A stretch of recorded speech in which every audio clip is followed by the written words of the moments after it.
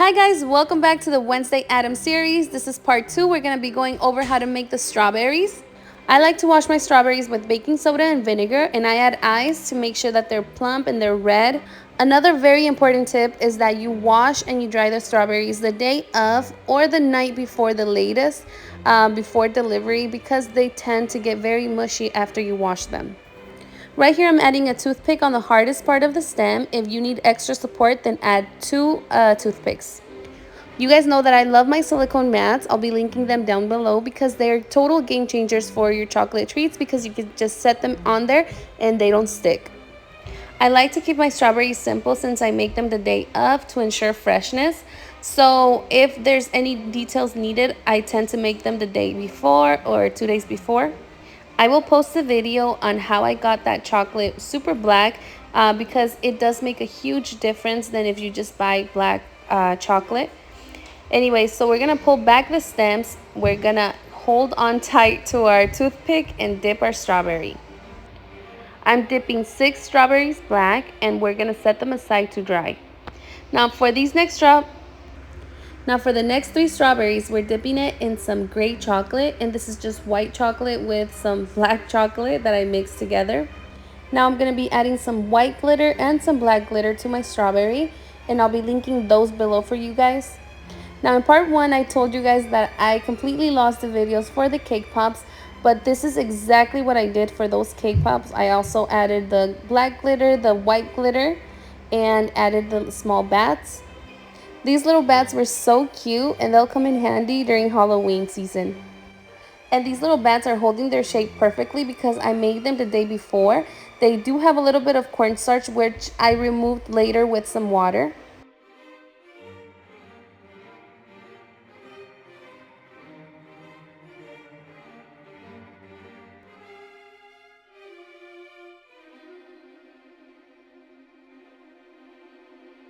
Okay, you guys see right here that I have 6 black strawberries, 3 gray ones, and now we're going to be working on the frame. This is just purple chocolate and I added some purple food coloring to make it more intense.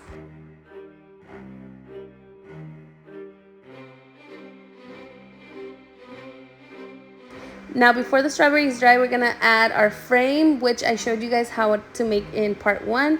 So if you guys haven't seen that, make sure to go watch it. I'll be linking it down below for you guys. As you guys can see, the strawberries are pretty simple, but all the details make it come together. Now we're gonna be adding some chocolate in a Ziploc bag and make sure that the hole is pretty small when you cut it. I like to practice on a plate before I add it on the strawberry to make sure I still got it. And once you feel ready, we're gonna add it on the strawberry. If this is a little bit too hard for you, then you can just add a drizzle on it and that'll still look beautiful. Now I think that I might have overheated my chocolate for the strawberry because it stayed matte and then the design stayed shiny.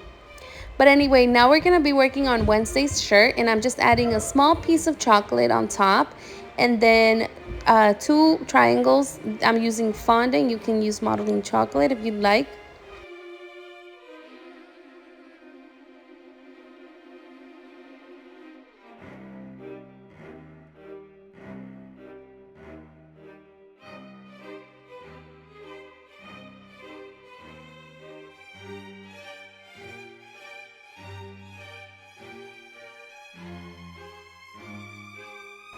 Now I'm just going to be adding small buttons on the shirt. Take your time because I know that it can get messy real quick.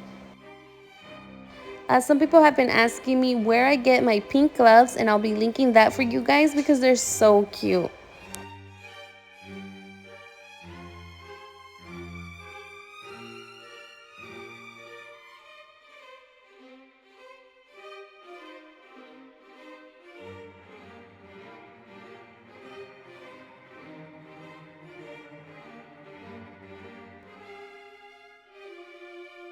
Now we're going to be making some roses, and I'm adding a little bit of chocolate and placing this in the fridge. While that hardens, we're going to be adding some black powder food coloring to our gray strawberries to give it more dimension. And just remember that I did the same for the cake pops.